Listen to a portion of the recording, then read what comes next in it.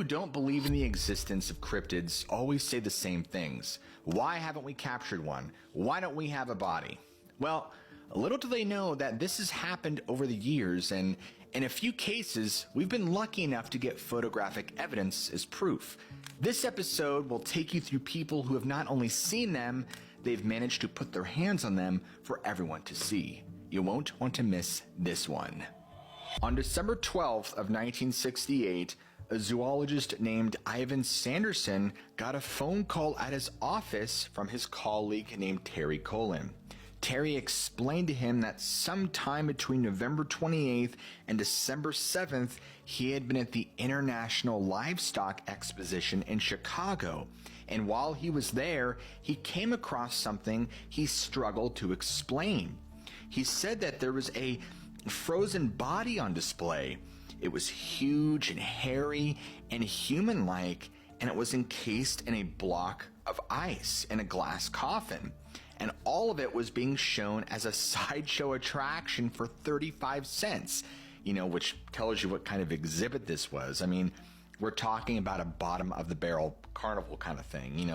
It's something you just walk past on your way to the real attractions. But Colin was a trained zoologist, and he was telling Sanderson, look, I stood in front of this thing, and I don't know what it was.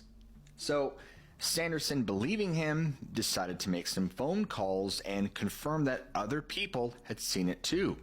And so 5 days later, on December 17th, he and a Belgian scientist named Bernard Heuvelmans drove out to a farm located in Rolling Stone, Minnesota.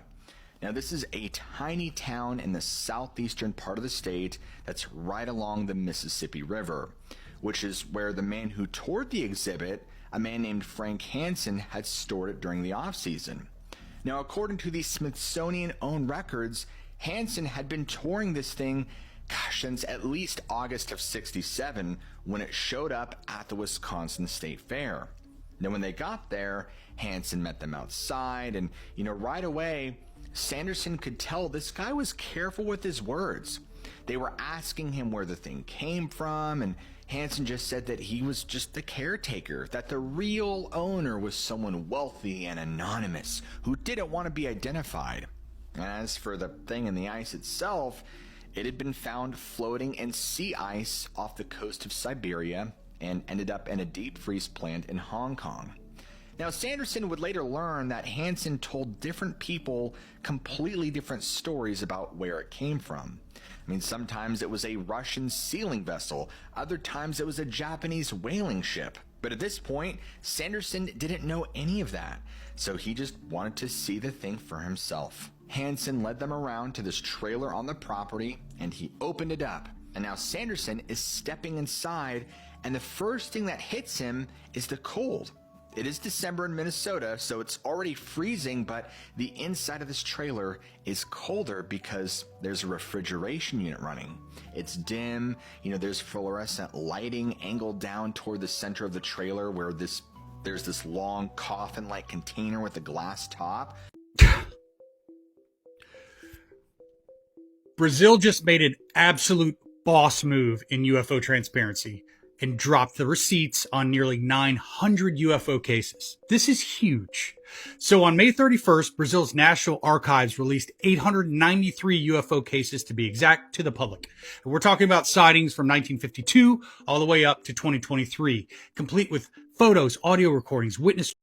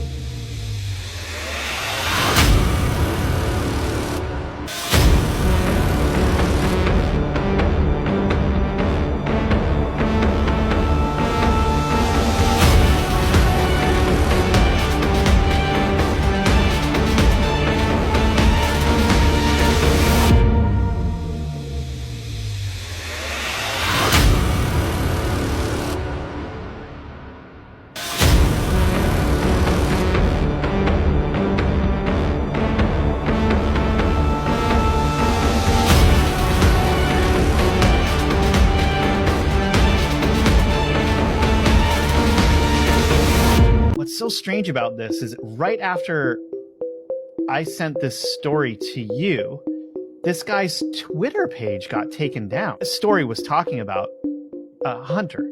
Yeah, that's what I'm talking about. Yeah, is a hunter. And he's going through the woods and he starts to sense and feel something that's not quite right. And he's got his dog with him, feeling strange the way that he was and sensing that something was out there and maybe even catching a whiff of it. He moved back from where he was to a place where he could watch his little camp where he had set up. And he started watching, and this human-like figure showed up with no fur. This weird humanoid being that starts poking around at where his camp was, and he's watching this from far away. And this thing starts to look around for him and sniffing for him. And he was talking about how terrified he was watching this. This is a hunter. He's got a huge gun in his hand, right?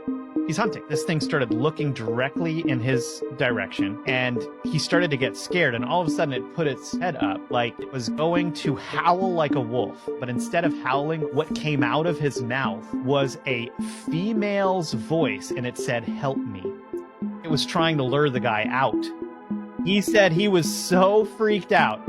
He just waited until that thing scurried off a little bit, and then he bolted to his truck with his dog, and he just left all of his stuff there. I watched this video. It did not look like there was any lying going on or anything like that. It's missing freaky. 411. Yeah.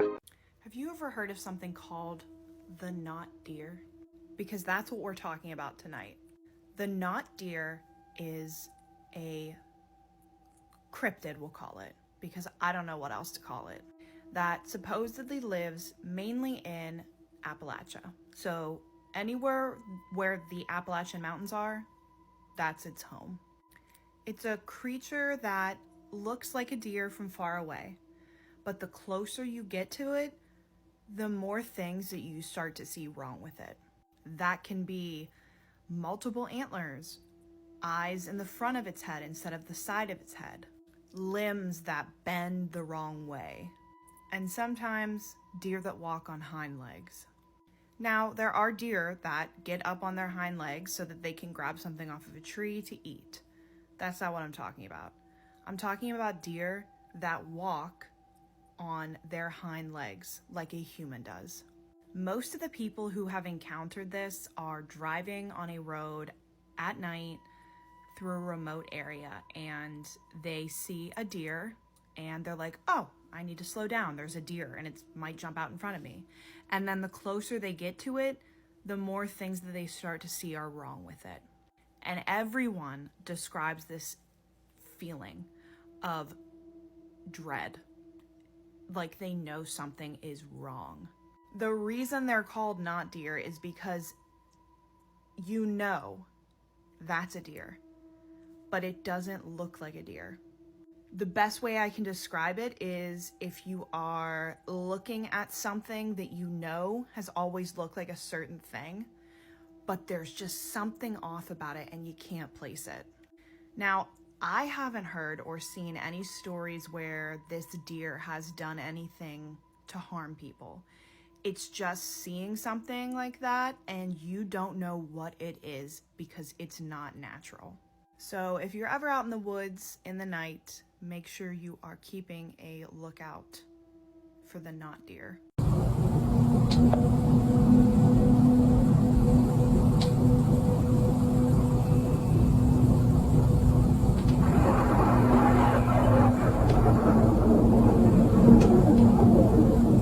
Taking a look at another brand new video. This one was just posted on April 23rd, 2025, and is very mysterious. The video seems to show a group of men capturing and carrying unidentified creatures through a field. Here's the footage.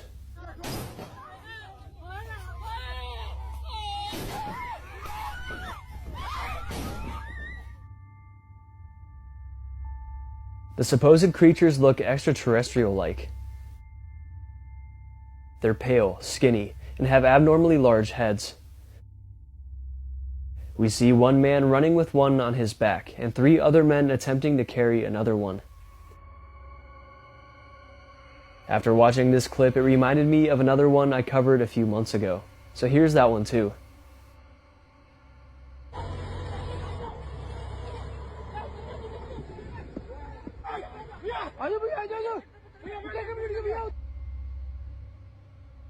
According to newer sources, this one comes from Libya, when farmers encountered these creatures while working in the fields at night. The farmers listed that they weren't aggressive, but their behavior was frightening. They seemed to be territorial, guarding their spots, not letting people go past. Some think these supposed creatures could be a lost tribe, hiding out in caves and forests in the remote area. But others think these are aliens, extraterrestrial creatures from another planet that found their way to Earth. According to The Sun UK, a news source, in 2024, Libya has seen a rise in supernatural phenomena. A Boeing 747 pilot captain named Raoud van Pangermannen had various run-ins with mysterious bright light orbs during flights, particularly at night. So maybe the recent increase in UAP sightings have something to do with these creatures that were just found? Or maybe there's no connection at all, and they're just some kind of unidentified humanoid creatures roaming about in Earth's remote regions. When police are called to a disturbance at a residential building, they capture a dark entity on their body cam. The woman they're called to is visibly upset. She was the victim of 17 years of abuse by her husband. On their second call out to the residents, the woman calls out, "I don't know what that is," as if she saw or knew the entity was there, and tries to run past the police. Watch this. Hi. Yeah, she just gotta go. How are you? Do you have your ID with you? I don't. What's your name? Irene. Irene. What's your last name, Irene? Bejard Wilson. Can you spell that for me? Big Disney princess, just so you know. Is that right? Mm-hmm. Who are you? I'm the voice of Pocahontas. Really? Yeah, you're gonna find me in your thing right now. Why would I do that? Because I am a 53-year-old Native American woman who has had enough. That's it.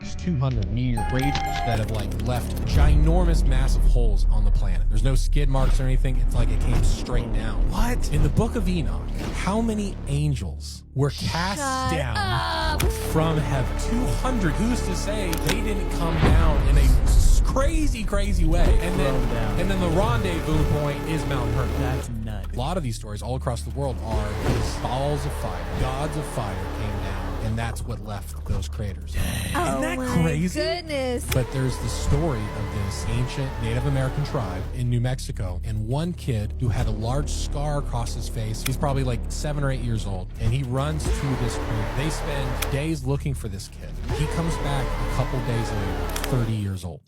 That's wild.